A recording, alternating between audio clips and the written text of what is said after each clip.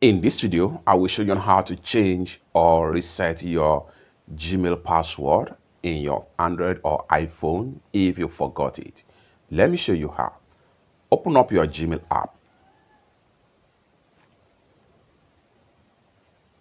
Click on this three slider from the top.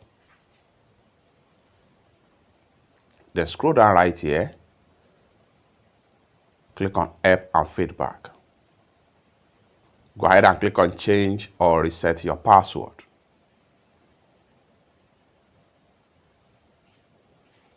The next thing you want to do right here is to go ahead and click on Change Your Password. Select your Gmail account or your Google account. That's going to take you right here.